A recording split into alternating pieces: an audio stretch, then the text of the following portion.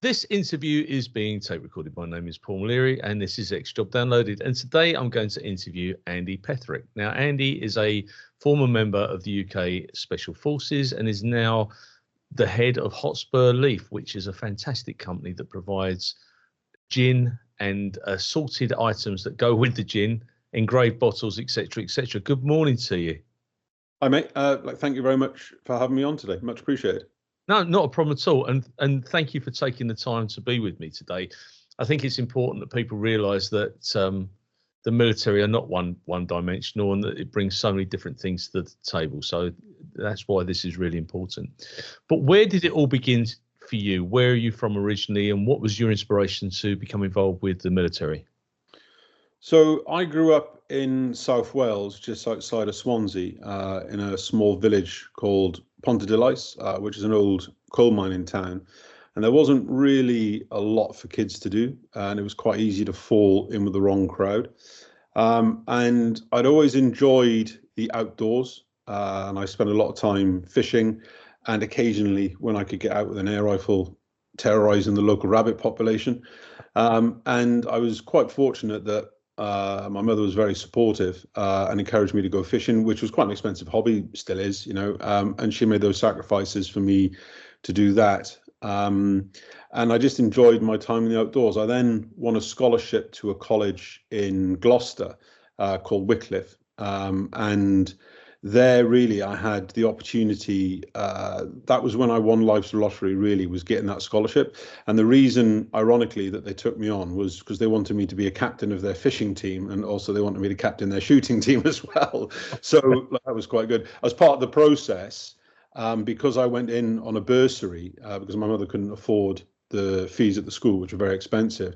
I had a bursary because my father was in the RAF, and part of the thing I had to do as part of the process was prove that I could achieve something in academia, which they weren't too worried about, but I had to take a shooting test as part of the entrance.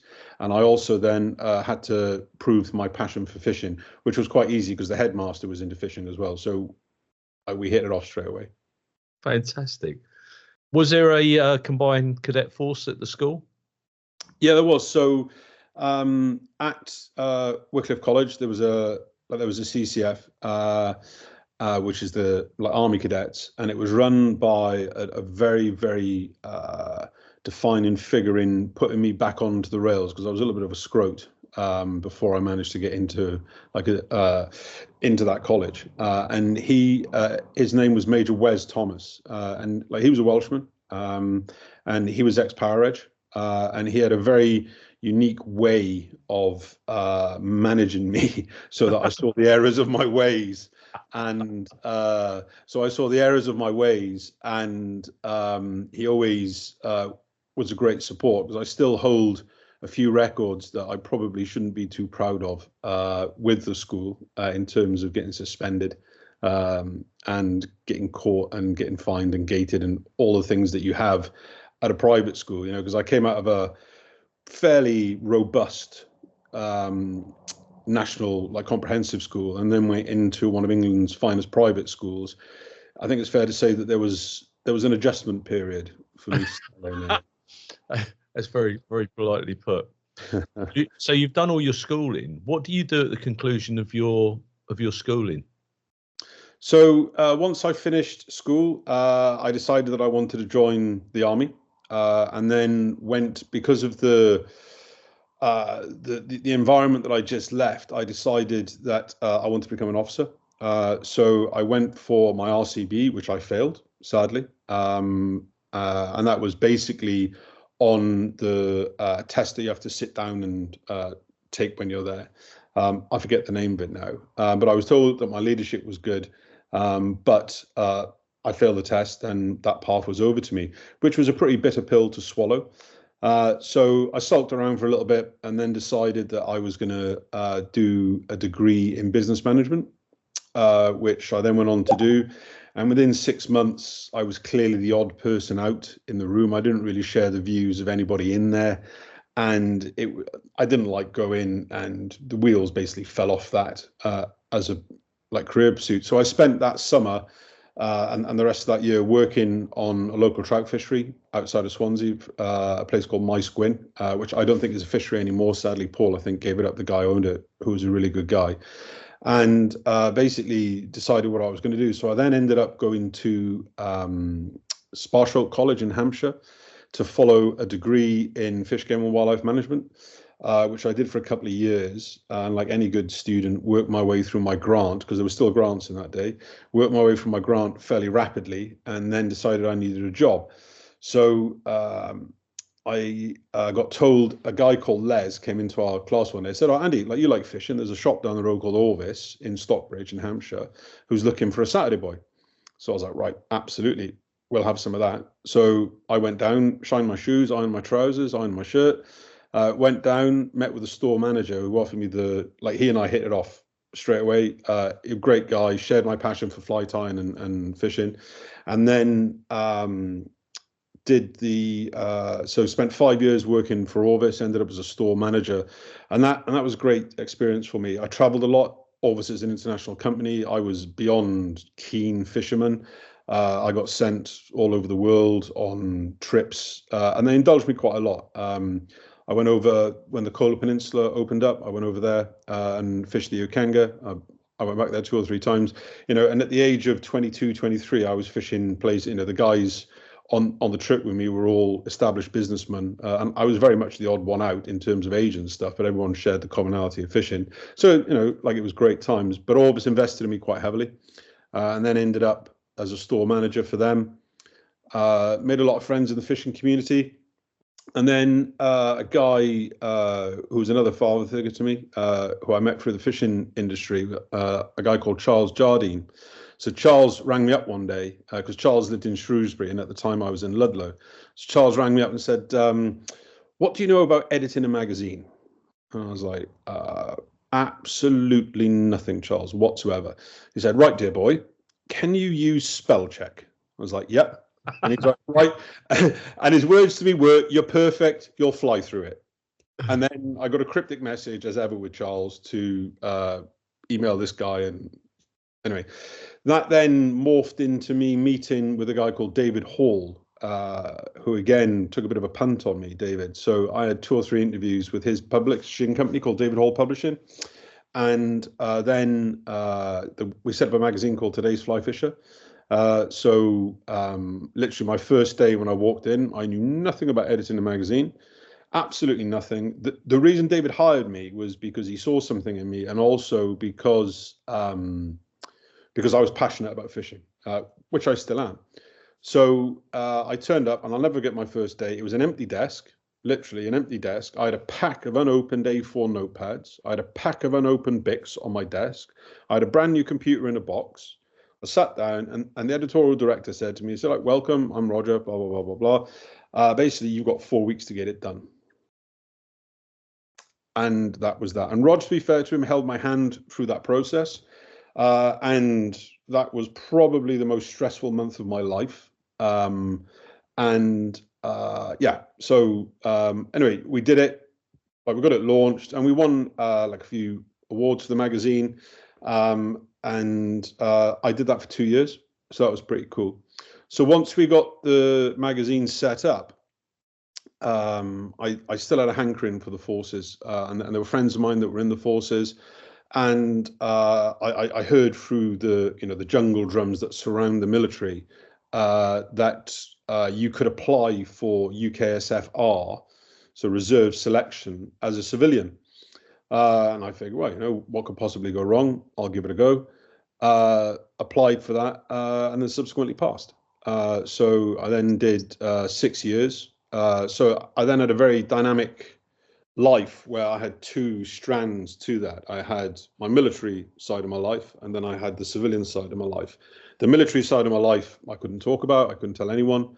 I wasn't allowed to tell my employer what I did. I just had to tell them that I was in the Territorial Army, and that was that.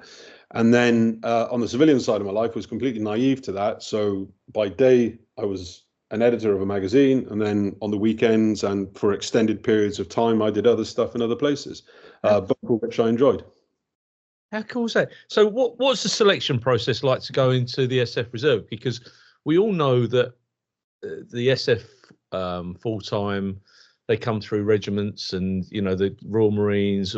My cousin went from Royal Navy to Royal Marines, never went to the SF side. But the selection process, you get identified within your unit to go forward. How does that happen as a reservist?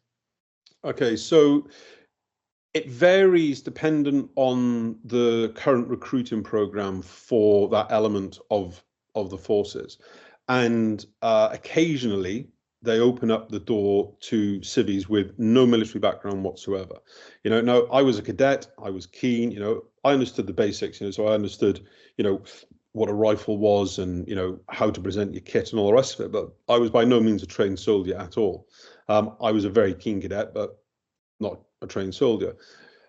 So what happened was basically you apply, you have an interview, you have all your background checks, and then as a civilian, you then have to go through the CIC, which is the Combat Infantryman's Course, which is a course of around about 12 weeks, where you basically get taught, everything from, this is a rifle, you point it in that direction, these are your boots, this is how you shine them, and you do all of that. So you do your like basic training as a standard reservist would do. Right. Once you then pass that, you are then allowed to, so at that time, I don't know if it's still current or not, but at that time, then once I passed that, I was then allowed to stand on the starting line with the rest of the UKSF reserve applicants. So there was guys from all, there was nearly 440 of us that started the course, not all in one location. They're spread about, but you come together on the weekends to do the trainings, and it's a pretty intensive course. It's if you're not on a training weekend, you're training that weekend to be fit enough for it, because the actual course itself is the same for any member of UKSF. So the actual test week, it doesn't matter where you're from, you have to maintain those standards, and it's the same for the regulars and the reserves.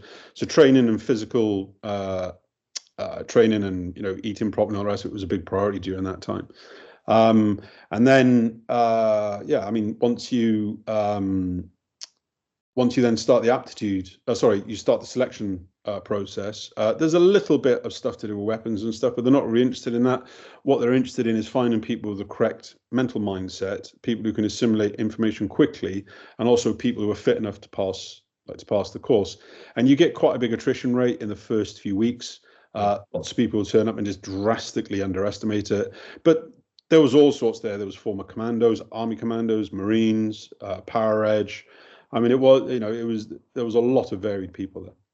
And what was the acceptance like? I mean, you've come in as the editor of a fishing magazine, and you're going into an elite team. What was the acceptance like by the regular service personnel and the personnel that had a military background that were going into the reserves? Well, they all thought it was hilarious that I edited a fishing magazine, because most of the guys that were there, their average job was looking at a computer screen or whatever, and they say, "Well, where were you last week? Like, why didn't you turn in?" I was like, "Well, I was in the Bahamas on a photo shoot." And they're like, "Oh, right, really?" And I was like, "Well, yeah, like there's my magazine." And they were like, "Oh, right, okay, fair one." And yeah, and there was one time where we had quite an important test that everybody had to take. And I remember pleading to the RSM at the time of who's in charge, like to let me off, because there was a mayfly hatch down in the test and I had to go down and photograph it. And he was like, "This is without question the best blag that I've ever heard, Petherick. Carry on." So he let me go through it all, but he actually gave me permission to go and do it. So yeah, it's pretty cool. How cool is that? I've caught mayfly out in Ireland. My family live on the Corrib, which is nice. Yeah. It's one of the most famous things. It's one of the most famous places in Europe for the mayfly. Yeah. Yeah, and I used to go out there when I was a little boy, and we'd collect them and sell them to the Americans and the fishermen. Yeah. It's fantastic.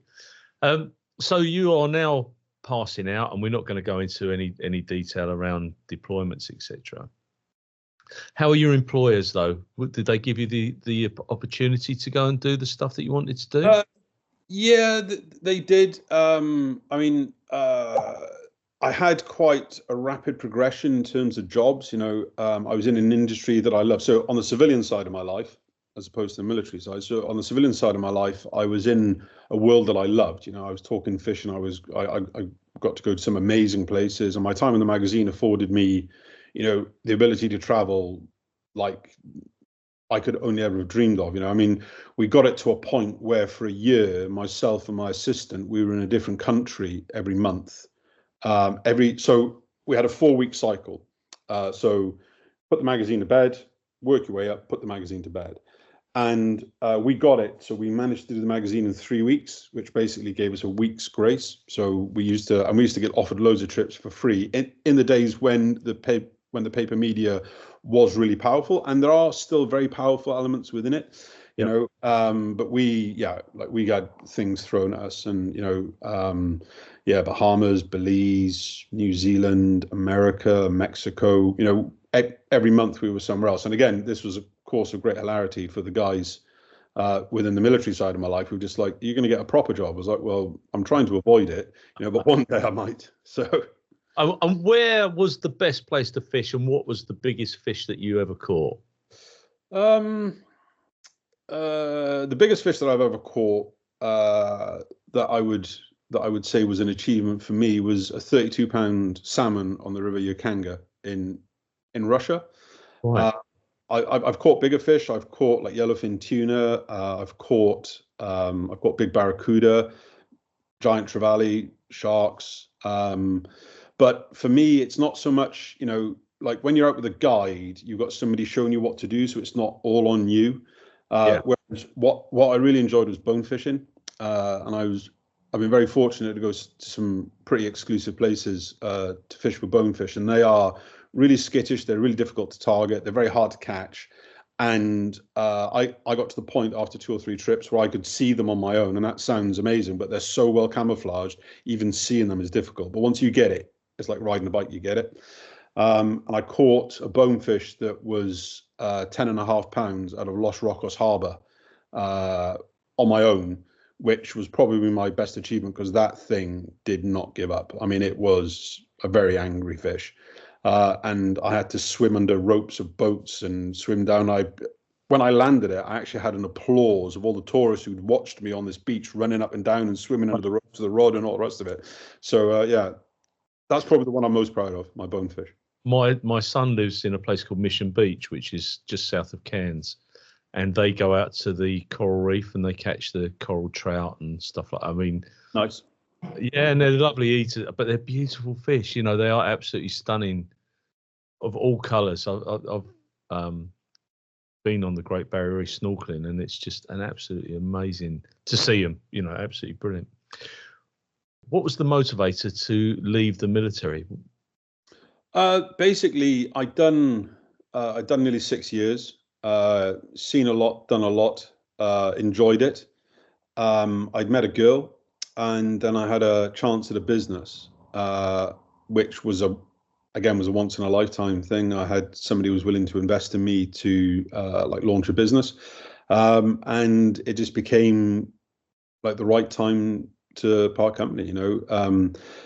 Since then I've missed it every day. I do. My best friends now are still in. In fact, one of the guys has done nearly 20 years now, which makes me realize how old I am. And he's still in, still very active. But it was just work, basically, and an opportunity that I had. And because of the commitment of UKSFR, I mean, you do have to give a large percentage of your time, and you have to be honest with yourself and also the blokes that you train with. And I just couldn't commit to the amount of time that was required. That's fair enough. That makes absolute sense. So what business did you go into? The brilliant Hotspur Leaf, or was it a different business? No. So I went into so after I left the forces, or after I left UKSFR, the business that I went into was in fish and tackle. I then moved to worked my way through that and then exited. I then had some time off, and I got into deer stalking. So I do a lot of deer stalking, and that's my passion at the moment, like deer stalking and also rifle ballistics. I'm a bit of a pest. I'm one of those horrible people that counts the grains of powder and obsesses about group size, and I don't like the creature that I've become. So please don't judge me, anybody watching this. But so I got into deer stalking and did that for a while, and it came to a point where my hobby was becoming my business, and it wasn't about stalking. It was about pound signs over their heads, and I didn't really like what it was becoming. So I wound that up, and then went into the gin game. So that was at the point when gin was in a big boom, and a neighbour of mine was badgering me at the time to look after the sales and marketing of this gin idea that he had. And I won't go into too much into detail, but it was literally like men behaving badly meets gin making, right? And Neil didn't really know what he was doing. I knew a little bit about sales and marketing. So we put it together and we came up with a product, which was actually pretty cool. We then went through all of the legal applications of the HMRC, which we drastically underestimated how long it takes, because what they put on their website and what they actually do is two completely different things. So, so our entrance to the gin game, I live in a town called Alnwick, and we produce a local brew. So I put a bottle up saying, this is what we do. And I had about 500 friends on Facebook. I'm not that popular, so I put a post up saying, thank God it's done. And then I took my fiance out for a curry that night. And by the time I'd come back from the curry, we got back home at 11 o'clock. We'd sold every single bottle of the 200 Wow. bottle, which was mental. And then it just went stratospheric. We did, I tend to play hard and work harder. And we really drove the business, and we did nearly £1 million in the first year. But it was at the height, and that was from literally nothing. Like, we started it with pennies, and pounds, but not a lot of money. Yeah. And but that was just to manage that. It was right at the peak of the gin game. It was literally as it was coming up, and we had no idea that we were there. It was purely luck, to be totally honest with you. And but it was a good learning point. Look for trends and look for opportunity and try and get into something as it's coming up, and then you'll do better at it. So we did that, and it became apparent after a year of working with my business partner Neil that we just weren't designed to work together. Neil wanted to have a business where it not ticked over, but it made money, and he wanted to pass it on to his son, whereas I wanted to build a large business, exit, and then go on and do something else. That's the way that I am. So we agreed to disagree. He bought me out. And then I started off on the Hotspur journey then. And we had a really promising craft distillery based in Alnwick. So we started doing Hotspur gin. I got a deal with Tottenham Hotspur Football Club within the first year, which was amazing. But then unfortunately, COVID came and just kiboshed everything, totally cut it off at the knees. So and that was really difficult. So, because where we were was, and one of the things that really frustrated me about that time was, we were so close to getting national distribution. We just done a deal with Tottenham Hotspur Football Club, the wheels, it was amazing.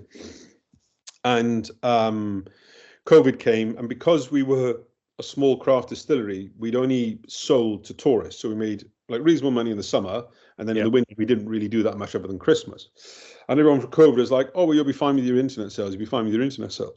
And it's like, well, we had a website, but because we were a small brand and people would go to the supermarket and buying bottles of Gordon's gin for 16 quid for a litre because it was lost leaders to get the people going in there, you just can't compete with that. And, COVID changed retail. It changed the way people buy. It changed a huge amount of things.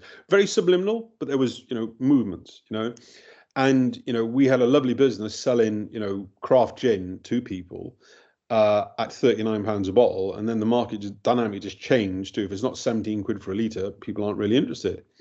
Then, increasing costs of living and all that kind of stuff, we had to reinvent the business basically. So I've always been a bit of a tech pest, and I used some of the money that we got from a grant to buy laser, and I started laser engraving bottles. Pulled up the black book, who is likely to buy gin or rum or whatever it is. So used my connections in the forces, who were still employed, still being paid, etc., and then started flogging them bottles. But what became apparent quite quickly was that they wanted their own cat badge on it, which has peculiarities with it, and then they all wanted them personalized. Yeah, which you can do with a laser, but with paper labels and stuff, it's really. But then they only wanted to buy 20 or 25. Yeah. However, it was money and it was coming in. So we built the business up that way. And then fast forward 2 years, we now have 9 lasers, which are nearly 35 grand a piece, which are run by robots. So the biggest challenge that I had was finding people who would put the bottles in correctly every time. That was literally the biggest challenge. And we had people who just wouldn't do it, would go out for a fag and miss the things. So our production dipped, because you can work out how long it's going to take. So yeah, so we now have robots loading the machines. All of our finishing on the bottles is still done by hand. So all the painting and everything, all the colouring layers done by hand. We've got some really good guys who look after that. I thank you very much, Dan and George. Ably managed by a chap called Paul, who's ex-Power Edge as well, actually. Right. So like those guys manage our production and all of the staff that we have like within the business. So yeah, and then so we grew the business doing engraved bottles. The challenge with engraved bottles is that they're a slightly higher price point. Of course. The great thing about engraved bottles is they're good for personalizations and special events and stuff. But to have a business that's sustainable, you need to find a lot of special events and a lot of things. So we needed something a bit different. So I have a very good friend within the Marines who basically connected me with the UIF, which is the Unit Institute Fund at CTC, so the Commander Training Centre, Royal Marines, where they basically breed Marines. Oh, sorry, don't breed them; they create them. They're civilians and they come out as Marines. And I had a meeting with those guys, and it was about 2 weeks before I was away stalking with a good mate of mine, and I had an idea about putting a commander dagger in a bottle. So I threw a commander dagger in the back of my van, like with a bottle, and I sat there one evening and I was just playing with it, thinking about how it could work. So my mate at the time said, I explained to him what I want to do. He's like, that'll never work. I was like, right, challenge accepted. So I came back, found a CAD engineer who refused to take my money, and then told him I'd pay him to prove me wrong. And my idea was basically to put the commander dagger into the bottle, and then you can unscrew the handle and pull through it. So after lots of reiterations, we eventually ended up with this. So I don't know if you can see that. Oh no, the thing's blocking it out, the backdrop. So I'll hold it in front of me so you can see the commander dagger there is suspended in the bottle. So that's a stainless steel 304 commander dagger in there, which isn't a dagger, it's a pouring spout. But the cool thing about it is, and I'll do it in front of the screen here, you unscrew the handle to pour that out. So you have the effect of the blade staying inside the bottle. And then there's an O-ring in there that you seal off. We had some challenges with the first batch, and I have to say a massive thank you to the Royal Marine community as a whole who ordered those first bottles, and also to the guys at UIF CTC who showed a lot of patience and compassion during the process, because there was 2 things that happened. The first one was the first factory, because making these in volume is really difficult and getting them at a price point is really difficult. So, and also they wanted the handles in gold. So the guy who said he could make them first off, or the factory that said they could make it, kept putting the price up every 4 weeks. Yeah, and it's got to the point where it wasn't viable. We then had to resource, so it caused lots of delays. The other thing then was the guy who did eventually make them put some gold plating on the handles, and they turned up with the plating on the inside of the handle, so we then had to clean them out. And like the whole thing was just like a little bit of a nightmare. So it caused a lot of delays by going to market. However, if it doesn't kill you, it makes you stronger and you learn from it. And we've not learned from it. We now have a fantastic supplier, and we've expanded the range now. So we have the Commando dagger. Let me think, what else can I show you? We then did a K-bar for the United States Marine Corps. So there's the K-bar. Yeah. So the K-bar is slightly different to the rest of the ones in the range. That then unscrews on the top of the handle there. That's got, I don't know if you can see that on the camera, but that's got the Iwo Jima. Yeah. So that's all laser engraved and hand painted on there. Fantastic. We then, there's a few other blades that we do for other groups, which I can't really show you the insignia on the program. We do the S80 bayonet. Yep. So that's the current issue rifle, which I'm sure you're aware, and a lot of your followers will be aware. So there you go. So that unscrews. That's got a very, very, very, very nice feel. I mean, just to give an idea, these blades are solid stainless steel 304. They weigh about 400 or 500 grams each. You know, so they're not toys. You know, they are real high quality items. And then one of the most iconic ones in our range then is the SLR. So you've got the SLR bayonet there. So that's a full life-size replica of an SLR. For those that know, 7.62 puts them down. Yeah. And then the handle on that then unscrews. And that's fantastic. Thank you. And that on its own there weighs about 200 grams, about 250 grams. So there you go. I mean, I've got your website up in front of me whilst I'm talking to you, and I'm going to share this, and I'm going to, I'll put this all round. But it is so well put together. I mean, you've got kukris on there, you've got rifles, there's so much on there. Got this fantastic business. Are you shipping all over the world? Well, we are, and it's interesting. So you meet us just at the point where we are about to, like, hopefully, go through quite a bit of growth and expansion. So for the first few years of Hotspur Leaf being law enforcement and armed forces, we basically only really supplied SF units and government agencies that you can't put on Facebook, you can't put a LinkedIn post up when you drop it off with your thumbs up. You know, we couldn't do any of that. But they're amazing customers. You know, like a lot of my customers are like family. You know, I work with some truly great people day to day. And but it's a bit frustrating that we couldn't do that. But as our bottles got given away as prizes or favors or thank yous, etc., word spread. So we now, as you've seen, we've got the SLR, we've got the S80, the Kukri, which is helping us to expand it into the wider armed forces within the UK. That has also led to us cropping up on other people's radars as well. So within the last sort of 6 months, we're starting to gear the business now ready for like international growth. So and I'll come back to that in a second if I can. So we've started doing flasks that look like grenades and stuff as well. Yep. So one of my customers turned around to me about 18 months ago and said, right, we'd like you to do us a shot glass. I was like, okay. And they're like, yeah, and it's got to sell for £5 with our regimental insignia on it. I was like, well, to be honest with you guys, I'm going to have to go to IKEA and buy them. And I don't really like IKEA. And the glasses are going to be crap. And I'm not really going to engrave your insignia on it for it to then go through the dishwasher, shatter, and you get loads of complaints. And then people come back to me. And they were like, yeah, fair one.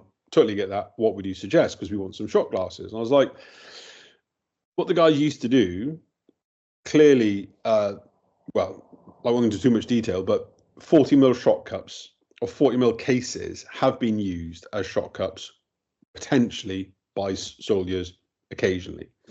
So I can't get enough 40mm shot cases due to the declarations and stuff, getting them off ranges. And it's cheaper for me to have them CNC'd out of aluminium and then have them anodized than it is to rectify a real one. Yeah. And get it up to the standard where I can sell it as a drinks item. So we came up with, and this is a stainless one, but there, oh no, you can't see it because of the thing. So there's a 40mm shot cup, okay, and that is made out of stainless steel, but we offer them in aluminium in black and green as well. And that's where my fetish for grenades started. So so we launched these. And anyone who's ever fired a 40mm will know that it's a pretty satisfying thing, and they do what they're meant to do, and it's a pretty cool weapon in the right hands. Yeah. So there's a big following for that sort of stuff. And the 40mm shot cups are a nice little thing with your regimental insignia on the front of them and a little message. You know, we sell thousands of these. So off the back of that, then my mind's quite creative. So going along thinking, right, you know what, we should do a flask. We should do a 40mm grenade flask, which I mentioned to the customer, and they're like, you need to get out more, Andy, you know, like they'll never sell. I was like, well, if I do some, would you try them? And they're like, yeah, okay, yeah, we'll try them. So this is the stainless steel version. So I did a 40mm grenade hip flask. And what's cool about this is you unscrew the base, that gives you your cup, and then you unscrew the top of that, and that then gives you the pouring spout. Yeah, so you've got your little little flask. And again, like we sell a lot of these. They're very, very popular. We also offer them in anodized aluminium. So off the back of that, I got approached by an American unit who use a lot of CS gas grenades for room clearances. So, and the other great thing about CS gas 40mm is it lends itself. So you've got two cups. So you've got the cup on the base, and then you've got the cup on the top as well. So that one actually has two cups on it. And I'm moving around, sorry, to try and keep it so you can see it with the background blocking out. So the base and screws on that as well. I don't know if I can get it in my hand. Yeah, there you go. So you've got two cups and a flask, and we sell a lot of those again. Yeah. So those are pretty cool. That then spawned another entertaining conversation where we now do salt and pepper shakers. Can you see my grin? I tell you what, this is like a boy's own instruction on how to drink and eat by using military equipment. Oh, yeah. I mean, yeah. So it's quite entertaining. So there's the 40mm grenades, and those come in aluminium and stainless. So we have a range of stainless steel 40mm products, and we have a range of aluminium products as well. And we've got some quite serious inquiries about exporting these and also selling them to other brands. There's a company that approached us about 4 weeks ago that have got 140 shops in America and a massive online presence, and they want to purchase from us. We've got a lot of interesting things afoot in America, is what I would say. So that's one part of it. So then I was like, okay, so 40mm is pretty cool. What about a pin grenade? Yeah. What about a realistic pin grenade? So I spoke to my CAD designer, who now entertains my crazy ideas, and said, right, I want to do a pin grenade hip flask that's an exact copy of a grenade. Yeah. And he was like, right, okay, how can we do that? So we started talking, and then we came up with this. What I'm about to show you is a 3D printed prototype. We are taking pre-orders for them at the moment. The first stock comes in about 3 weeks, like 3 to 4 weeks. So this will be made out of stainless steel, not plastic. Okay. So there's a fragmentation grenade. What I might do is see if I can turn off the background for this. I can always take, if you've got it on your website, I can always put it up on as an image. Okay. Yeah. Like there's some images there, or I can email them to you yes, if you want them. So this would be made out of stainless steel, and essentially it is quite simple. You pull that. Spring loaded. Sorry, like I'm trying to do it carefully. Like, is it spring loaded? Yeah.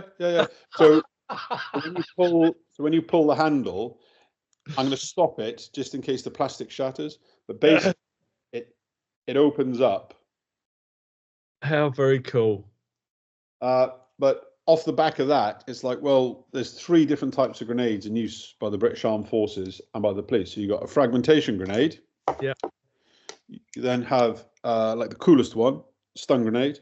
Yeah. Or the distraction device. So mainly used by CTSFOs and SF for room clearances. Yeah. Yeah. So that again, pull the pin, fly off lever flies up, and that is spring loaded, by the way. Yeah. So then you pour your drink out. And then we have a smoke grenade as well, which I'll show you in a second. Grab that. So there's the proof of the smoke grenade, and that's an exact copy, a dimensionally perfect copy of a smoke grenade. So you pull the pin. Spring loaded, comes up, pour it. Pretty much. And those will all be CNC machined out of stainless steel. And those can be personalized with regimental insignia, leaving gift messages, etc. And this has led us into the world of corporate gifting. So we've got 2 large arms manufacturers that want to buy these off us as corporate gifts, because sadly the arms industry is quite buoyant at the moment, with what's going on in the world. So we've got people who want to buy these off us in reasonable volume, which is quite nice. But they always raise a smile. I mean, I put a post up on LinkedIn, and if anybody is interested in having a chat with me, you can contact me via LinkedIn at any time. I'm quite active on there, and I put a post up of these, and people, you always get the comments about, like, I wouldn't take that to an airport; it'll fail airport security. It's like, well, you know what? You've got to be a special kind of stupid to take a stainless steel grenade to an airport. Yeah, with a liquid in it. It's like, why even bother? Because you're just making yourself out to be an arse. They are designed for people who have served or people who have an interest to keep in their golf bag or keep at home as a bit of fun for their friends. They're not designed for airports. There you go. It's the health said warning. my piece, and I will get off my soapbox. So no, you're absolutely right, and you're right about the golf thing. I mean, what's your minimum quantities and your maximum quantities? What's that in terms of ordering? Of ordering. So if people want to go onto our website, we have a retail pricing, where they can just order one of anything, and they can. So we have a few different shops that we host for people. So one of the things that we do is if you've got a charity or an association, and we do a lot for the military, we'll host a shop for you where we can put our products in there, brand them as yours. People can log in and buy them, personalize them. Because on the blades, I'll just grab the SLR wherever I put it down. We can actually engrave the blade. I don't know if you can see that or not. Can you? Yeah, so we can actually engrave the blades before they go into the bottles. I'm sorry, the thing keeps. It's fine. But we can engrave the blades. So what you get is a really nice dimensional effect, 3D effect. So what people will do is put, thank you, George, for your service. And then they'll put their army number or their service number down one side and then dates of service down the back. Every process adds a little bit of cost. Yeah. But what we create is, basically truly unique, in terms of what you get. The other way that we do it then is we get lots of people come to us with artwork that we don't have. So we have a website called leafdirect.store. And on that, you can upload your own artwork and design your own bottles. So in there, the guys are feverishly, because I put a post up about the pin grenades on LinkedIn, and that's gone crazy. People want to buy them. So the guys are feverishly working away in the background to get that up and running. But you can log on to that and you can have, stuff wrapped around them. You can have your cat badge put on them, like whatever you want, really. I mean, we're not the cheapest people on the planet. Anything that we do is premium quality, so these are CNC aluminium. Just to give an idea of price point, the CS flask is £69, but that's CNC aluminium, and that includes an engrave to the front, so you can personalize it. These stainless shot cups are £24. The aluminium versions are £16. The HE stainless is £89, and the HE aluminium is £39. So you've got the aluminium one, and then you've got the stainless one. But the difference in weight within the stainless one. So these are what we tend to sell as leaving gifts for people, whereas the aluminium ones are what the blokes will buy to give as training gifts, or like the collectors will buy because they're anodized to be like the exact colors. But that's all getting us ready for our international expansion. And the biggest project that we've got on at the moment is the operator. And we're very fortunate that Jason Fox has agreed to step up, or step in, I should say, and be. Absolutely lovely guy. Really, really an absolute pleasure to work with. And Jason is basically going to be the face, if you'd like, of a new brand called Operator. So I had an idea. I've quite a few ideas, most of which should be controlled. But I had an idea about how cool it would be to have an operator setup. So an operator, for those who are unaware, who are watching this, so an operator is a military nickname for somebody within the special forces.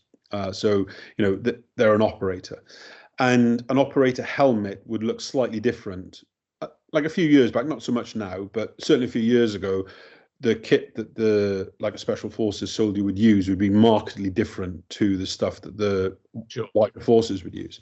So I had this vision of having an operator helmet as a lid for a bottle, because we did a project for a very, very cool company called Odin Tactical, run by a guy called Andy Lynch, who are a very forward-thinking, very cool tactical brand. So we did this bottle for Andy, which has the Odin helmet as a lid, and then has all the letters for Odin in stainless steel on the front, which is a really beautiful thing. But the cool thing about it is, Andy said, I want to produce something very special. So this lid weighs 470 grams. It's cast out of stainless steel, and then you've got a stainless steel pouring spout on there as well. So that pushed what we've done already, the boundaries, in terms of what we've done, which is something that I like doing. So at the time I was thinking, have something that looked like an operator lid with the NVGs and everything, would be really cool. Yeah. So then after a bottle of whiskey, I sat chatting with a mate of mine. He was like, yeah, it'd be really cool if the NVGs lit up. I was like, yeah, it'd be even better if the IR strobe worked. And he's like, yeah. Like, you couldn't do that. I was all right. Challenge accepted. So went away and worked with a very, very, very up and coming, very dynamic CAD team who helped us to produce the operator. And there he is. So that's the top of the bottle. So what you have here is a bottle top. I'll just come back a little bit. So this is like a pre-production prototype of it. And I'm going to have to source out how to change the background on this because it's not great. If you can send me a picture, then I can put it on there. So that's fine. That's cool. So what you have in the front, and I'll just come up to there. So what you have there is a motion sensor. Okay. So when you walk past this, the NVGs come on. No way. Because I'm moving around it. If I was to sit perfectly still for 20 seconds, it would go out. So it's on a relay. Sorry, it's on a timer of 20 seconds. So when you walk past it, like the NVGs come on. They don't actually come on. There's a light guide underneath the helmet. So all of the electricity and stuff is actually inside the helmet, the battery and everything. So when you walk past it, the NVGs come on. And on our website, there's actually a page with a video that talks through. So on hotspurleaf.com, there's a page with a video that talks through like the pre-production prototype. So you've got NVGs on the front, you've got your IR light and all the rest of it. So there's two other things. The first one is at the back here, which is the battery or the counterbalance. There's a USB-C charging port, so you can charge the bottle, and it'll stay on standby indefinitely. The helmet itself, or the motion sensor, doesn't actually draw any power, so it'll stay on standby for an infinite amount of time, and the lights will stay on for 4 weeks. So you shouldn't have to touch it. If it's in your man cave and you walk past occasionally, you shouldn't have to touch it for a year or so. So it's quite a high quality bit of kit in that sense. But then for those that know, on the back of the helmet there, you've got so this would be an IR strobe, yeah. And just to give a quick explanation, so an IR strobe is a light source that you can only see through the NVGs. So when you're in a battle or a firefight, you can see your friends through, or your friendly forces, because the beacon on the top will be flashing, and you can see them through your NVGs to help reduce the likelihood of like friendly fire. Most of the enemy soldiers historically haven't had access to this sort of equipment, so it was a good way to identify people if you see the flashing strobe. So those that know, when the NVGs come on, and I don't know if you can see it in the darkened room here, yeah, the IR strobe actually flashes in the top of it as well. Wow. So when you're sat in your house with your NVGs on and your underpants at night with the lights out, you can actually see the IR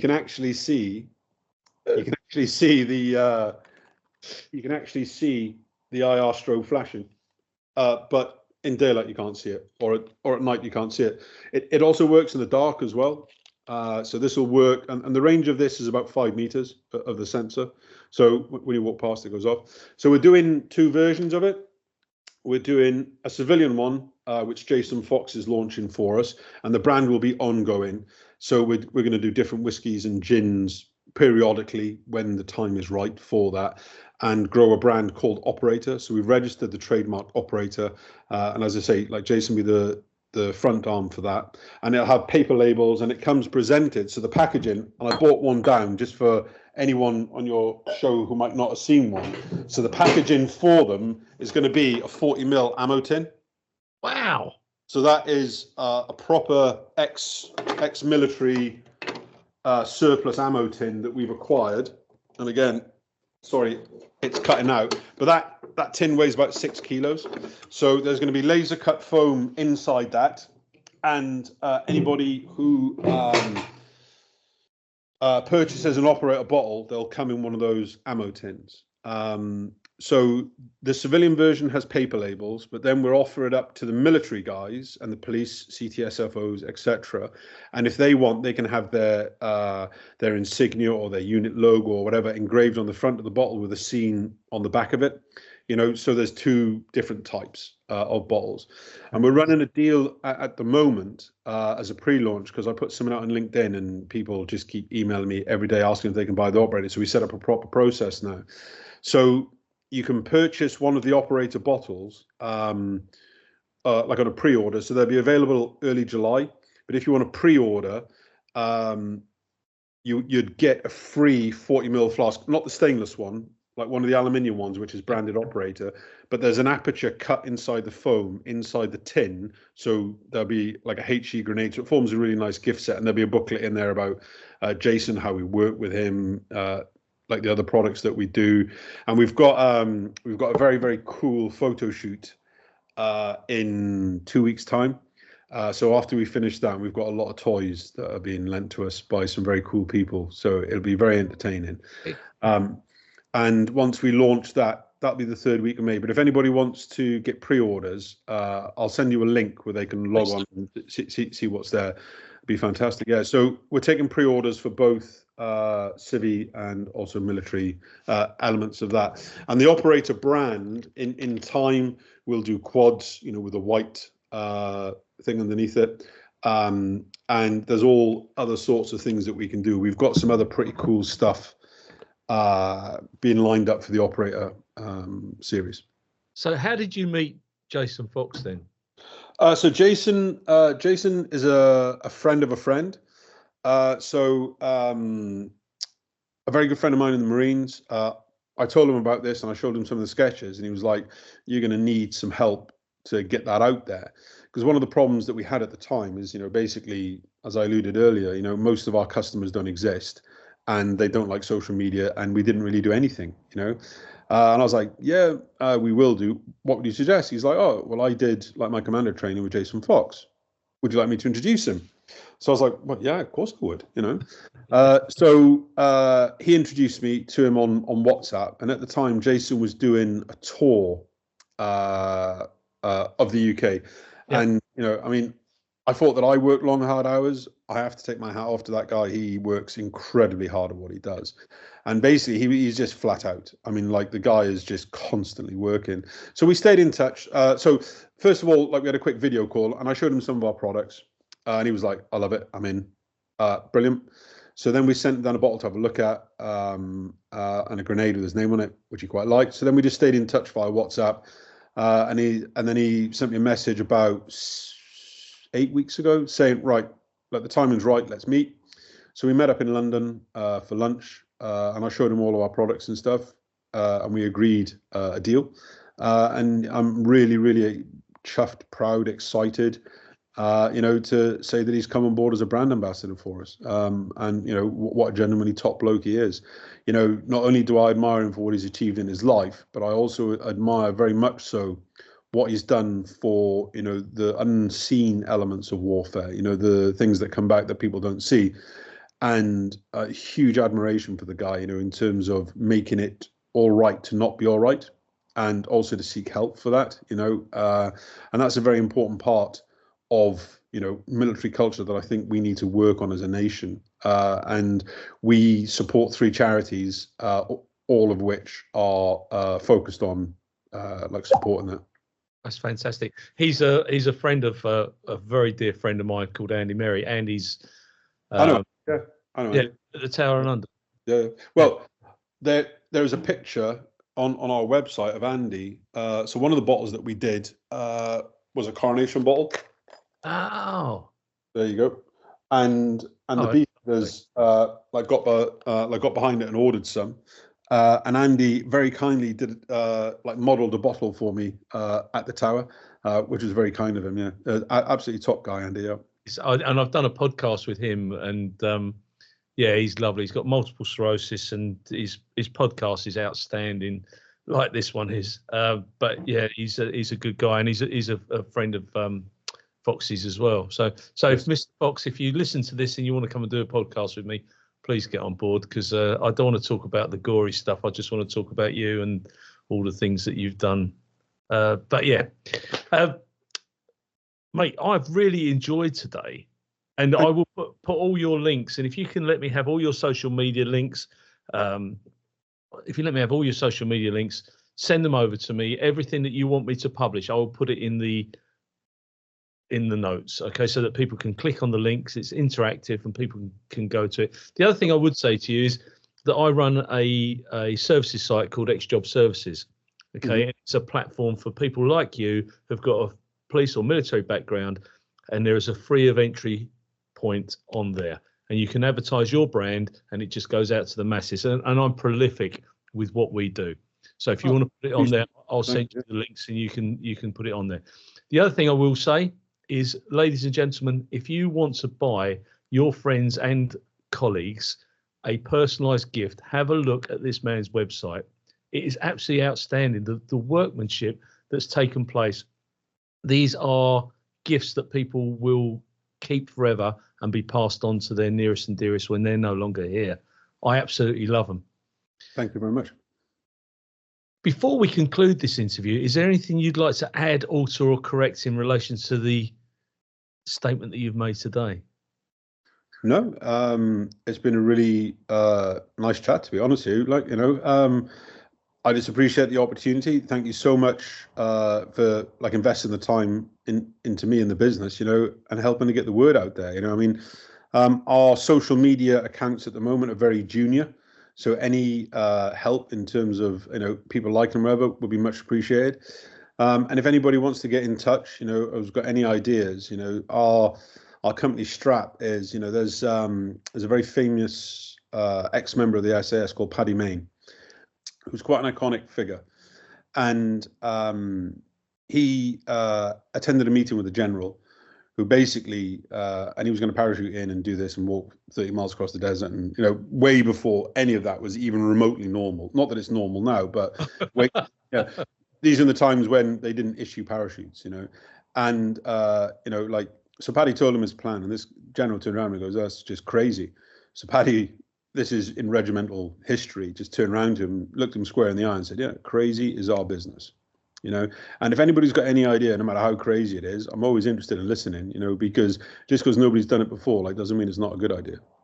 No, I absolutely agree. And I'm going to be in touch with you for some golf prizes, because I think that your products translate so well into keepsakes, because you walk away with a sleeve of golf balls and people think, "Oh, what was that all about?" They've already got golf balls. But to get one of your cups or to get a bottle or something like that, I'm doing a golf day for the retired police dogs, the Essex retired police dogs, and I'll be knocking on your door and absolutely. Please do. We do actually, on the civilian side of the business, we do actually work with England Golf. So I'll pick up on that with you, outside of the podcast. Yeah. Perfect, mate. Thank you so much for your time today. You've got my number. When you are down this neck of the woods, please give me a shout. I'll come into London and we're going to have a beer somewhere. That sounds absolutely fantastic. Thank you so much for the opportunity. And thank you, everybody, for listening. My pleasure. It's been great speaking to you, and I'll speak to you soon. Thank you very much. Cheers, mate.